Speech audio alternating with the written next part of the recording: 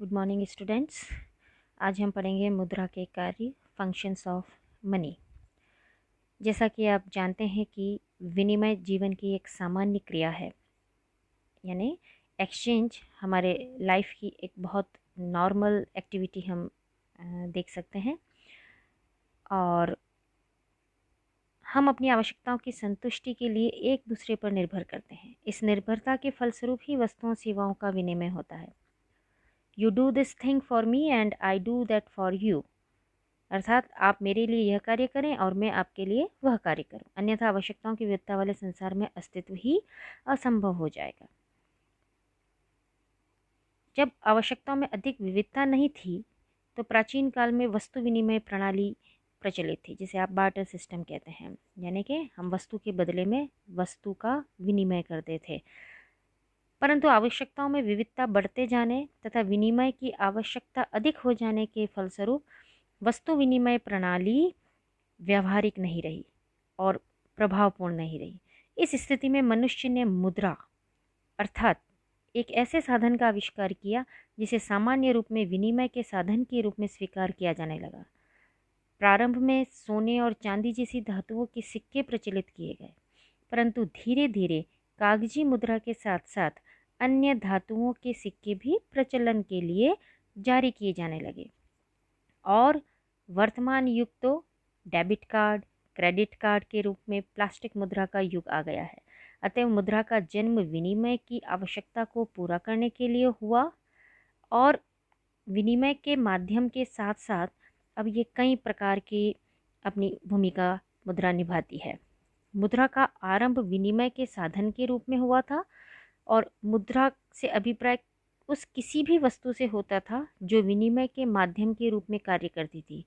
समय के साथ साथ लोग मुद्रा के रूप में बचत करने लग गए, और मुद्रा विनिमय के माध्यम के साथ साथ धन या मूल्य के संचय के रूप में भी उसका प्रयोग करने लगे। इस प्रकार से हम देखते हैं कि कोई भी वस्तु मुद्रा बन सकती है यदि उसमें सामान्य स्वीकृति हो, यानी जनरल एक्सेप्टेबिलिटी होनी चाहिए, यानी कि भुगतान के रूप में दोनों ही क्रेता और विक्रेता दोनों के द्वारा स्वीकार योग्य होनी चाहिए, स्वैच्छिक स्वीकृति होनी चाहिए, वॉलेंटरी एक्सेप्टेबिलिटी होनी चाहिए। इसकी स्वीकृति के लिए किसी प्रकार का दबाव डालने की आवश्यकता ना हो। एक और विशेषता जो मुद्रा में होनी चाहिए कि ये विनिमय का माध्यम हो, ये मूल्य का मापक हो, यानी मुद्रा की सहायता से सभी प्रकार की वस्तुओं तथा सेवाओं के मूल्य को मापना संभव होता है। एक बात बच्चों आप समझें, मुद्रा साधन है। Money is a means and not an and, अर्थात मुद्रा साधन है, साध्य नहीं है। मुद्रा हमारे लिए अप्रत्यक्ष रूप से उपयोगी है। मुद्रा के द्वारा हम वे वस्तुएं एवं सेवाएं खरीद सकते हैं जिनसे हमारी आवश्यकताओं की पूर्ति होती है और हमें संतुष्टि प्राप्त होती है, लेकिन ये अपने आप में साध्य नहीं है। इस पर गवर्नमेंट का कंट्रोल होता है। साथ ही इसकी लिक्विड एसेट, ये एक तरल संपत्ति है। मुद्रा को सभी संपत्तियों में सबसे अधिक तरल रूप में माना जाता है। तरलता का अभिप्राय क्या है? हम मुद्रा का बिना किसी कठिनाई, विलंब या क्षति के इच्छा अनुसार निवेश या व्यय कर सकते हैं। अन्य प्रकार की संपत्ति जैसे मकान, भूमि, फर्नीचर इत्यादि तरल नहीं है। तरल यानी कि लिक्विड फॉर्म में नहीं है। उन्हें पहले बेच कर ही हम अन्य वस्तुएं खरीद सकते हैं। तो ये हमारी जो मुद्रा की एक मुख्य विशेषताएं हैं जो कि किसी भी वस्तु में होनी आवश्यक है, तभी हम उसे क्या कहेंगे? मुद्रा। अब हम देखेंगे कि मुद्रा के कार्य क्या हैं, what are the major functions of money. तो आज हमारी चर्चा का मुख्य बिंदु रहेगा कि मुद्रा की प्रमुख कार्य क्या हैं। प्रोफेसर किनले ने मुद्रा के कार्यों को 3 भागों में बांटा है, आप स्क्रीन पर देख सकते हैं। मुद्रा के मुख्य रूप से 3 कार्य हैं। फर्स्ट, प्राथमिक कार्य या प्राइमरी फंक्शंस, दूसरा है सेकेंडरी फंक्शंस या सहायक कार्य, और तीसरा है आकस्मिक कार्य। पहले हम देखेंगे कि मुद्रा के मुख्य या main functions, major primary functions कौन से हैं। प्राइमरी फंक्शंस की हम बात करें तो पहला जो मुख्य कार्य है जिसकी वजह से मुद्रा का आविष्कार हुआ, that is the money is a medium of exchange, विनिमय का माध्यम। विनिमय के माध्यम के रूप में मुद्रा ने वस्तु विनिमय प्रणाली से संबंधित विनिमय की सभी कठिनाइयों को दूर कर दिया। विशेष रूप से विक्रय और क्रय की क्रियाएं अलग हो गई हैं। आप मुद्रा के द्वारा वस्तुएं खरीद और बेच सकते हैं। वस्तु विनिमय प्रणाली में खरीद करते समय उतने ही मूल्य की वस्तु बेचनी पड़ती थी, अतः विनिमय सीमित हो पाता था। सीमित विनिमय का अभिप्राय है सीमित उत्पादन, इसलिए अर्थव्यवस्था का विकास भी सीमित। विनिमय का कार्य सरल और सुगम हो गया मुद्रा के द्वारा। समय और श्रम की भी बचत हुई। मुद्रा के इस कार्य ने सौदों का समय और स्थान के आधार पर बंटवारा कर दिया, क्योंकि आज हमें किसी वस्तु के विक्रेता को एक निश्चित समय और स्थान पर ही अपनी वस्तु बेचकर तुरंत ही उसी मूल्य की दूसरी वस्तु खरीदने की आवश्यकता नहीं है। अब वह मुद्रा के रूप में अपनी वस्तु बेच सकता है और उस मुद्रा के द्वारा अन्य कोई भी वस्तु किसी भी समय किसी भी स्थान पर खरीदी जा सकती है। इसके फलस्वरूप वो उचित निर्णय ले सकता है। इस प्रकार मुद्रा के माध्यम से, मुद्रा के द्वारा हम अपनी बचतों को विभिन्न वस्तुओं को खरीदने में प्रयोग कर सकते हैं और हम मल्टीलैटरल ट्रेड यानी बहुपक्षीय व्यापार भी कर सकते हैं।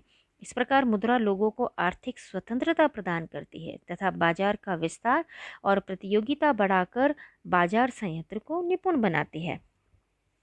दूसरा जो मेजर फंक्शन है मुद्रा का, वो है मूल्य का मापदंड या measure of value. Measure of value से आप क्या समझेंगे? मुद्रा का एक बहुत महत्वपूर्ण कार्य वस्तुओं और सेवाओं के मूल्य को मापना है। मुद्रा लेखे की इकाई यानी यूनिट ऑफ अकाउंट के रूप में मूल्य का मापदंड करती है। लेखे की इकाई से क्या अभिप्राय होगा? प्रत्येक वस्तु और सेवा का मूल्य मुद्रा के रूप में माना जाता है। Unit of account means that the value of each good and service is measured in the monetary unit. वस्तु विनिमय की एक मुख्य कठिनाई मूल्य मापने का अभाव था। मुद्रा के द्वारा इस कठिनाई को क्या किया हमने? दूर किया। प्रत्येक वस्तु और सेवा की कीमत मुद्रा के रूप में व्यक्त की जाती है। जब हम ये कहते हैं कि 1 किलो चीनी की कीमत 15 रुपये है, तो यह चीनी का मुद्रा में व्यक्त किया गया मूल्य है। इस प्रकार से आप देख सकते हैं कि प्रत्येक वस्तु का मूल्य आंकने के पश्चात मुद्रा विभिन्न वस्तुओं और सेवाओं के बीच एक ऐसा अनुपात निर्धारित करती है जिसके आधार पर वस्तु सेवाओं में परस्पर विनिमय संभव होता है।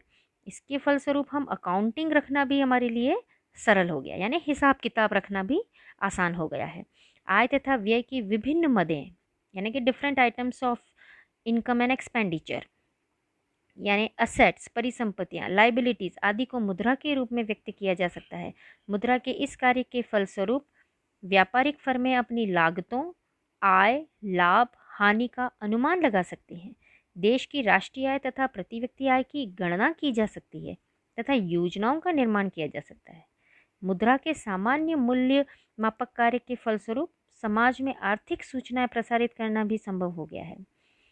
आप देखें कि प्राइस मैकेनिज्म की सहायता से उपभोक्ता अपनी मांग तथा उत्पादक अपनी पूर्ति का निर्धारण कर सकते हैं। योजनाओं के निर्माण में शेडो प्राइजेस की धारणा में भी मुद्रा के इसी कार्य पर आधारित है, यानी कि मुद्रा वस्तु के मूल्य का आधार हो गई है। सभी वस्तुओं के मूल्य को मुद्रा के रूप में व्यक्त किया जा सकता है। मुद्रा की अनुपस्थिति में एक वस्तु के मूल्य को दूसरी वस्तु के मूल्य के रूप में व्यक्त करना पड़ता था। इससे विक्रय, क्रय तथा विनिमय की प्रक्रिया में बाधा आती थी। तो मुद्रा ने हमारे इस प्रकार के कार्य को आसान कर दिया है।